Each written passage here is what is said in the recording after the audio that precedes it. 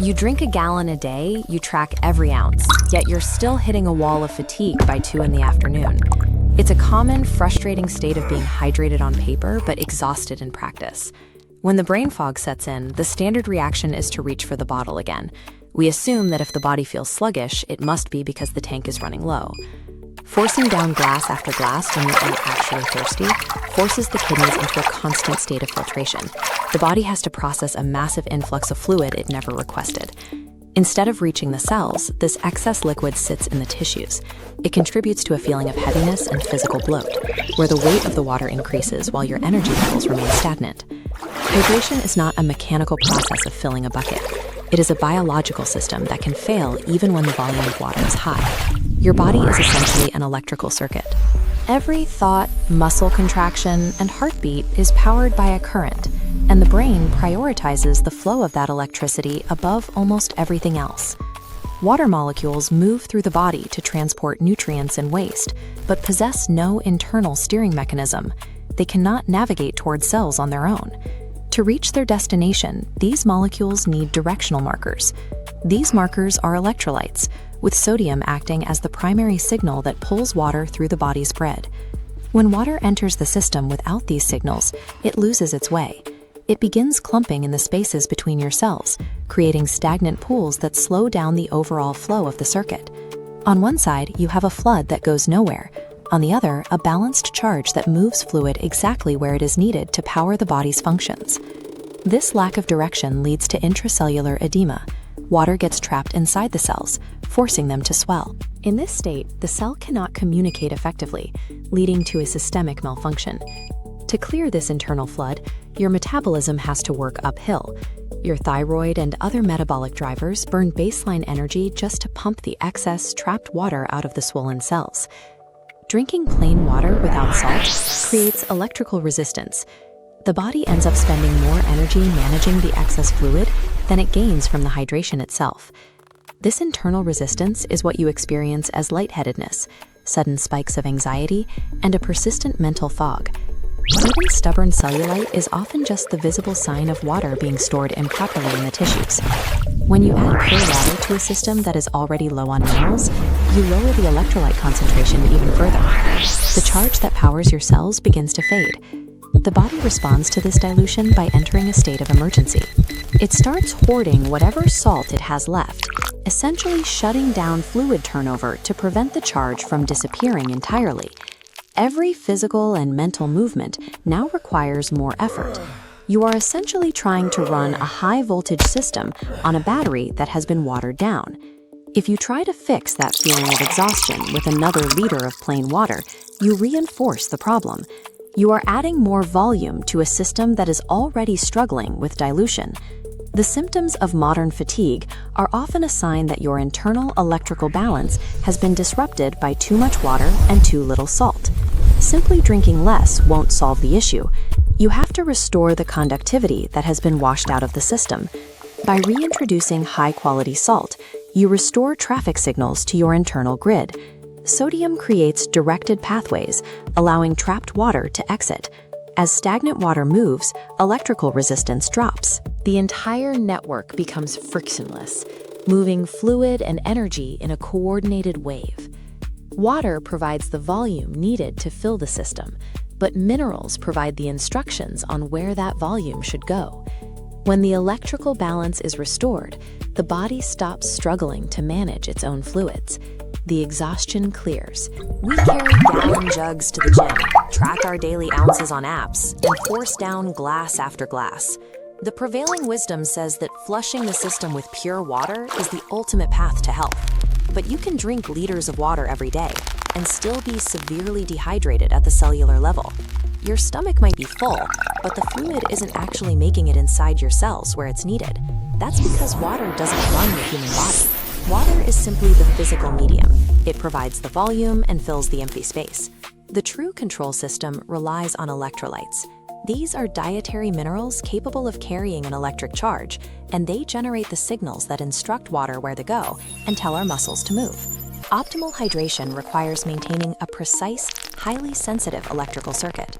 At a cellular level, electrolytes are charged minerals like sodium or potassium that conduct electricity when dissolved in fluid. Every thought and muscle twitch requires a tiny burst of electricity called an action potential. Without these impulses, sensory neurons cannot communicate. Sodium is the primary spark plug. It lives mostly outside our cells, and its movement across membranes triggers the electrical signal. Sodium also performs a crucial secondary mechanical job. Because it attracts water, the presence of sodium physically pulls H2O molecules across cellular barriers, acting as a conductor that keeps the fluid volume exactly where it needs to be.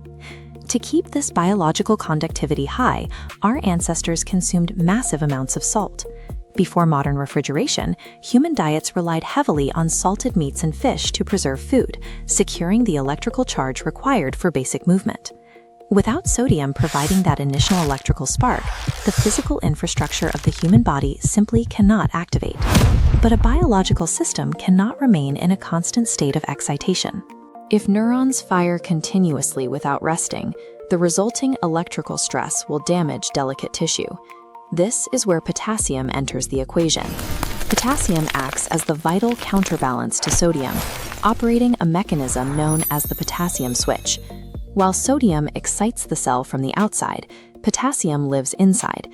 It stabilizes the membrane, halts the action potential, and pulls water inward. The kidneys oversee this entire process, acting as master regulators that constantly filter your blood to preserve an exact electrical charge. Cellular health and stable blood pressure rely entirely on this microscopic, continuous negotiation between the excitatory push of sodium and the stabilizing pull of potassium. This delicate balance raises an urgent question. What happens to the circuit when we consume high volumes of clean water while simultaneously stripping sodium from our diets? The result is a condition called hyponatremia, or water intoxication. The excess pure water dilutes the body's natural current, acting as a wall of electrical resistance against the sodium trying to spark. Because the action potentials fail to fire correctly, the body begins to slow down. The physical symptoms of this resistance manifest as brain fog, severe fatigue, and an overworked thyroid gland struggling to compensate for the lack of conductivity. This fact sheet from the American Heart Association outlines the standard institutional recommendation to aggressively minimize intake, suggesting adults consume a maximum of 1,500 milligrams of sodium per day. Yet clinical data indicates that when left to their own devices, humans naturally gravitate toward 3,000 to 4,000 milligrams to maintain optimal function. When sodium levels drop too low, the kidneys enter a biological panic mode. To conserve every last grain of salt, the body triggers an internal starvation response. It spikes insulin and accelerates the heart rate, shifting into a high stress state to hoard remaining energy and minerals. Aggressively restricting salt while over-consuming water effectively suffocates the biological battery. Optimal function requires matching your fluid intake directly with your mineral conductivity. When you drink water properly balanced with electrolytes, the kidneys don't have to panic, and the electrical circuit stabilizes. This requirement reflects our deepest evolutionary history. The mineral concentration of human blood roughly mirrors the natural mineral content of the sea itself. The human machine follows one immutable rule. Water provides the necessary volume, but it is the charged electrolytes that strictly control the flow. When the body's electrical signals are clear, balanced, and well-fueled, the entire system operates with total clarity. We are often told that consuming massive amounts of pure water is the primary requirement for human health. But pouring endless pure liquid into a biological system creates a mechanical problem. It dilutes the body's internal conductivity, washing away the specific mineral counterweights required to actually put that water to use. When the fluid outside your cells lacks enough sodium, water rushes inside the cell to equalize the pressure. This forces the cells to dangerously swell, a medical state known as hyponatremia. This diagram maps the peripheral clocks distributed throughout the body's organs. When cellular swelling disrupts fluid balance, the resulting conflicting physiological signals desynchronize these clocks, throwing off digestion, hormone release, and tissue repair. Human biology does not operate on sheer fluid volume.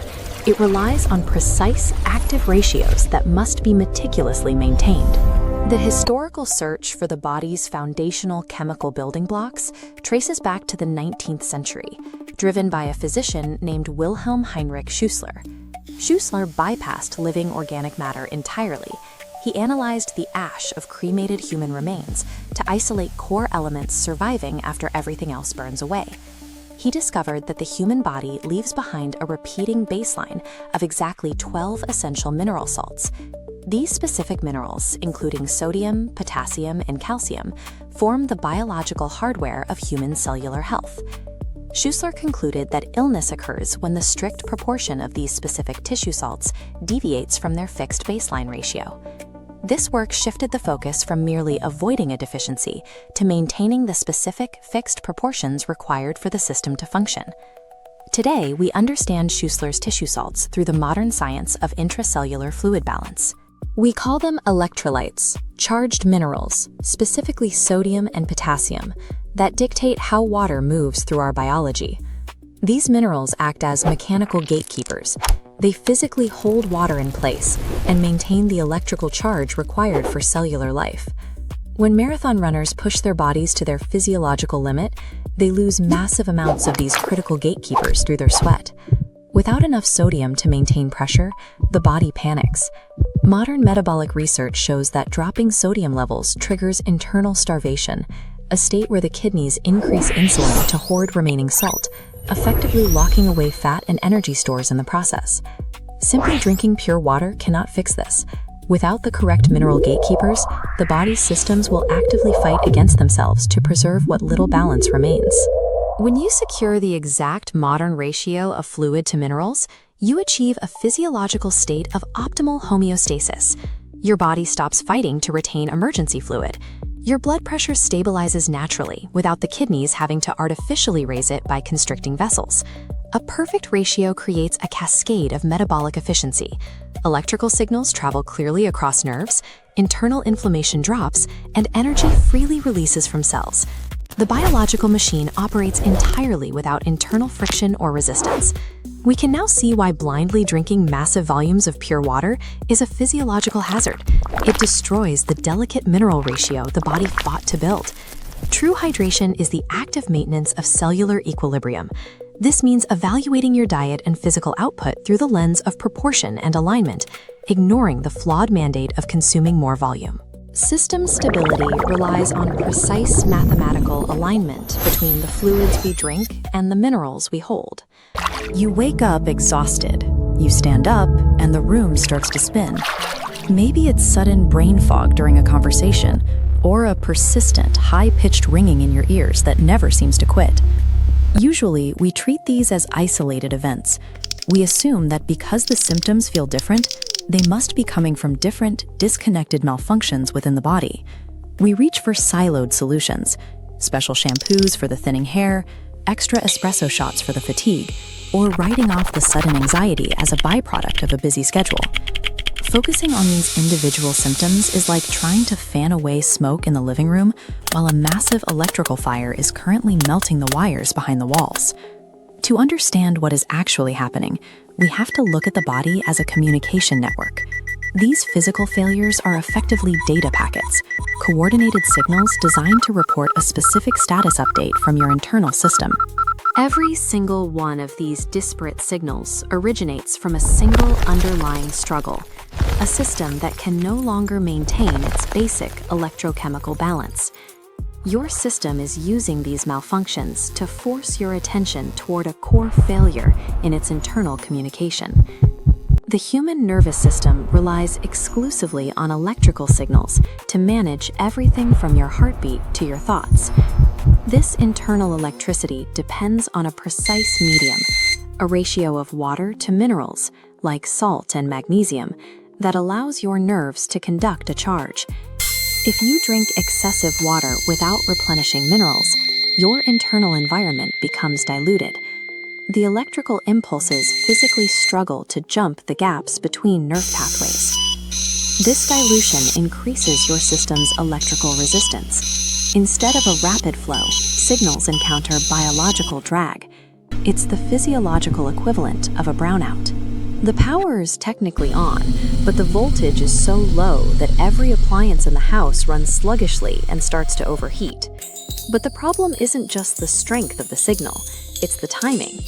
Every cell in your body also follows a circadian rhythm, an internal clock that tells your organs exactly when to burn fuel and when to rest. This chart maps our biological processes. Alertness peaks in the morning, while cardiovascular efficiency peaks in late afternoon. When your internal clock is misaligned with behavior and mineral levels are too low to conduct signals, energy-producing reactions simply fail to synchronize. This microscopic deficit in your electrical and timing foundation creates a massive, system-wide metabolic breakdown. When conductivity drops and timing fails, the body initiates a triage protocol. It must ration power to keep your vital organs running, which means it starts cutting the electricity to anything it deems non-essential. You experience this rationing as a neurological lag.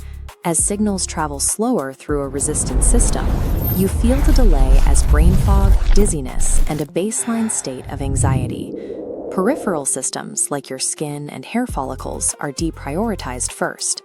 This leads directly to sensitive skin, sudden and unexpected hair loss, and weak, brittle nails, as resources pull away from the surface. To compensate for this lack of power, the thyroid is forced to work twice as hard to drive your metabolism. This overexertion causes the intense afternoon crashes that leave you feeling completely drained. These ailments represent a highly efficient survival strategy, a system-wide rationing of energy designed to maintain your core functions at the expense of your comfort. Modern wellness culture encourages us to suppress these signals. We use medication or stimulants to quiet the alarms so we can keep pushing through. But muting the symptom without addressing the electrical resistance only forces the body to escalate its distress signals. Over time, the underlying damage to your metabolic health continues to compound. Your body is actually adapting to the specific, limited resources you are giving it.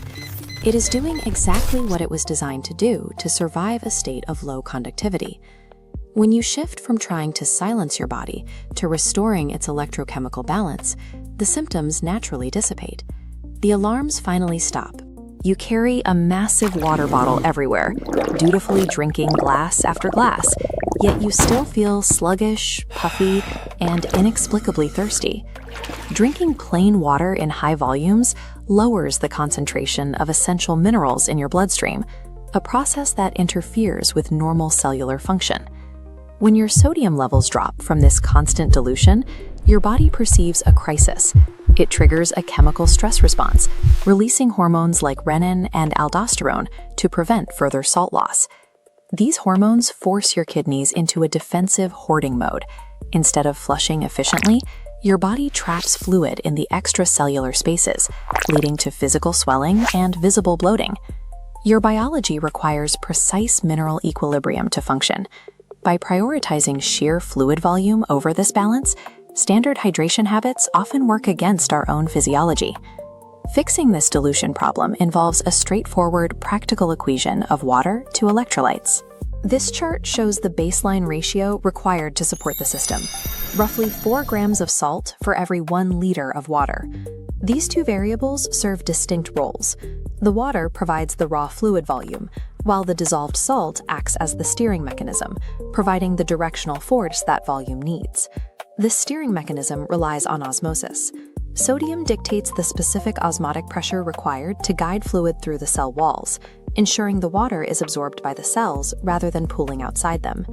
Effective hydration requires this combination of volume and direction. Without sodium to drive that inward movement, pure water struggles to reach the interior of the cell. Reaching this equilibrium stops the body's defensive water hoarding. As the hormone stress response subsides, your kidneys function normally and stubborn bloating begins to clear. This properly distributed fluid lubricates your hardware. It supports the volume and viscosity of your synovial fluid, protecting your joints and reducing systemic inflammation. Maintaining this ratio in daily life is a constant challenge because your body must account for every liquid you consume. Adding liquids without salt, like coffee, wine, or fruit juice, alters your total fluid proportion. These beverages increase the water volume in your system without providing the electrolytes needed to manage it. You can compensate for these disruptors by tracking your total liquid intake and adding proportional electrolytes to your daily baseline. Maintaining hydration is a continuous, systemic effort to preserve these exact proportions throughout the day. While the math behind this system is consistent, these specific intake volumes vary from person to person. Environmental factors like high temperatures or heavy sweat loss from exercise require you to scale the total volume of water and salt up or down to keep the ratio intact. Medical factors also set specific limits. People with kidney disease or salt-sensitive hypertension have biological hardware that processes electrolytes differently, requiring a specialized approach. Real hydration requires understanding your own body's limits and recognizing when personalized medical guidance must take precedence over general principles. Deep hydration happens through consistency rather than aggressive formulas or an overwhelming consumption of fluids. The body functions most efficiently when internal fluid levels and mineral concentrations remain in a steady 4 gram per liter ratio. A balanced system regulates itself with very little effort. In contrast, a diluted system must constantly expend energy to survive and compensate for mineral deficiencies. When the equation of volume and direction is finally balanced, the body stops fighting the fluids you provide. To learn more actionable, science-based strategies on cellular longevity, metabolic alignment, and living with intention, subscribe to the channel.